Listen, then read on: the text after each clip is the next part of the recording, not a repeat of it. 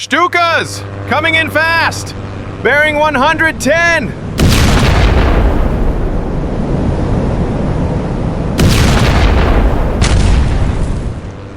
September 14, 1941, Mediterranean Sea, near Tobruk. The sun blazes over the cobalt-blue Mediterranean, but there's nothing peaceful beneath.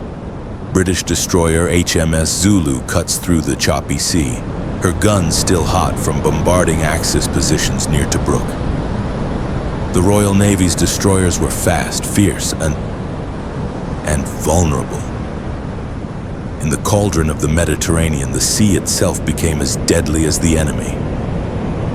But one ship would become a ghost that refused to die twice.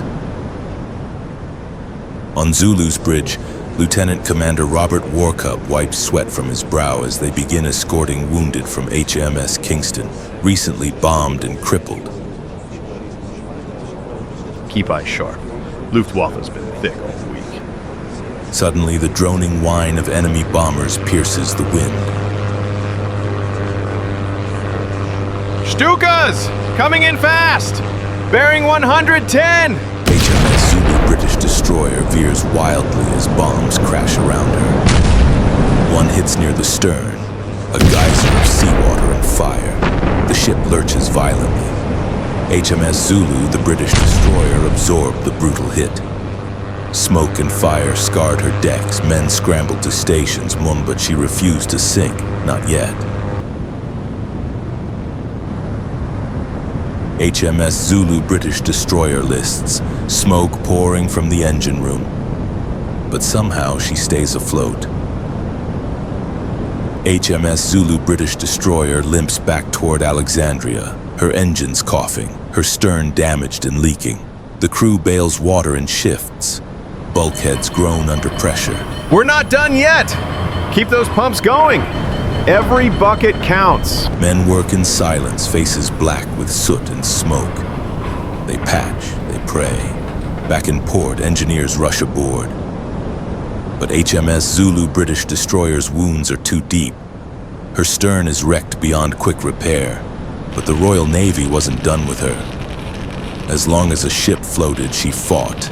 Crews patched, fired, and bled, defying fate with stubborn steel and will. They make a bold decision. HMS Zulu British destroyer will be cut in half. Her forward section still intact. She'll be joined to HMS Gurkha's wrecked bow. It was naval surgery at its rawest, precision carved from chaos. In dry docks, sparks fly. Welding torches scream. Steel groans as two broken destroyers become one hybrid beast. She's ugly, but she'll sail. Frankenstein of the fleet, a ghost reborn.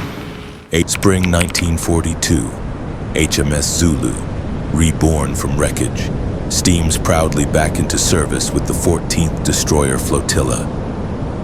Her hull is sleeker, her decks reinforced, but beneath the steel, scars of survival remain etched forever. Her mission? Escort convoys to Malta, Britain's besieged outpost. The runs are called Suicide Alley. On deck, veteran gunners reload 4.7-inch shells in silence. Below, sailors whisper about omens. She's already died once. She won't again. She's got a warrior's luck. But the enemy was already waiting. The Mediterranean was no open sea. It was a gauntlet of death. Aircraft prowled above, U-boats hunted below, and mines drifted unseen, turning every passage into a lethal trap. August 1942. Operation Pedestal. HMS Zulu British destroyer escorts a crippled tanker limping toward Malta.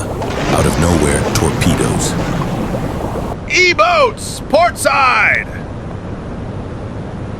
HMS Zulu roared back with her guns, tearing into the night.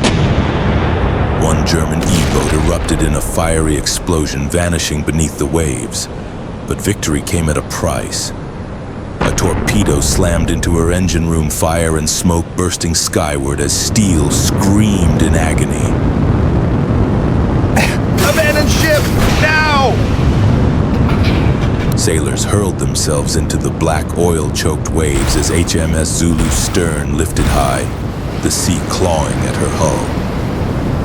Yet she held together. She didn't explode, didn't shatter. She simply refused to surrender, clinging stubbornly to life against impossible odds. Zulu British destroyer drifts, crippled but upright. British minesweepers attempt to tow her back to harbor. The sea is calm, but danger clings to every wave.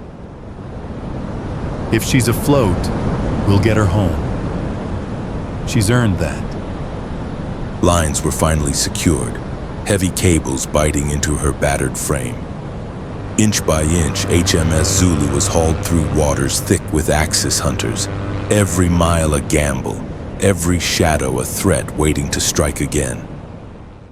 The crew aboard HMS Croom watches silently.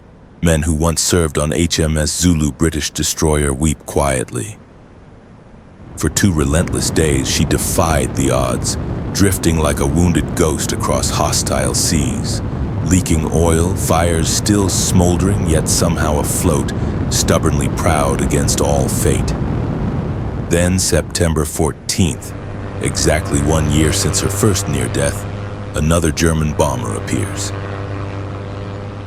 Bombs rained from above, and one found its mark, slamming amidships with brutal force. Tearing steel, igniting fire, sealing HMS Zulu's fate. This time, HMS Zulu British destroyer groans once more, then gives in. She sank like a stone, like she knew it was time. The sea closes over her hull. The destroyer that refused to die finally sank again, not from cowardice, but because she'd done all she could. Dozens of survivors were hauled from the wreckage, their bodies slick with oil, their hands trembling from cold and shock.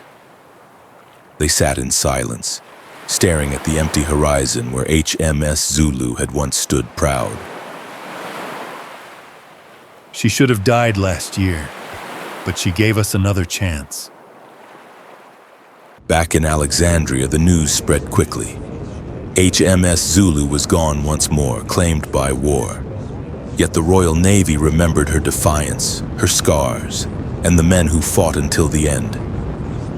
But the Navy remembers. Letters were sent home, written in the careful language of loss. Medals were quietly prepared, honor without fanfare. Graves were dug for those swallowed by the sea, never to surface again. War does not always reward courage with survival medals or glory, but it never forgets it. The memory endures in steel, sacrifice, and silence. The Admiralty issued a solemn citation honoring HMS Zulu's endurance.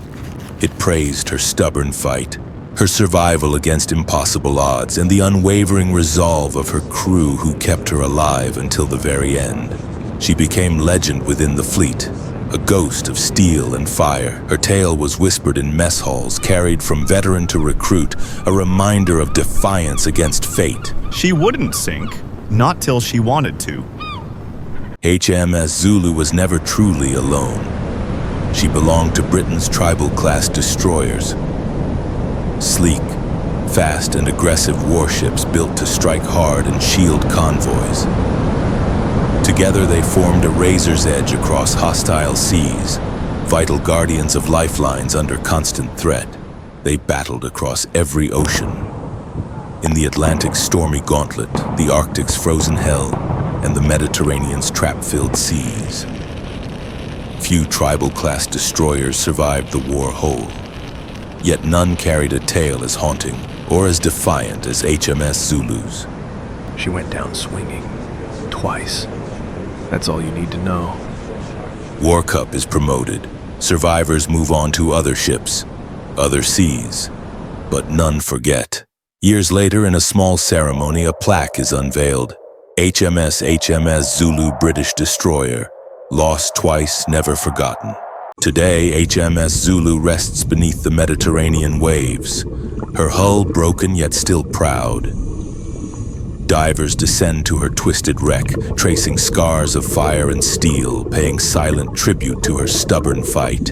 She met a warship's death, fighting until the end, burning but unyielding, refusing surrender to sea or sky. Her keel lies shattered beneath the waves, yet her story endures, unbroken through memory and legend. In the Royal Navy's annals, HMS Zulu stands tall. A destroyer stitched from wreckage, reforged in steel and sacrifice, sent again into fire. She is remembered not for triumphs, but endurance. A ship that defied fate, fought broken, and proved survival itself could be glory.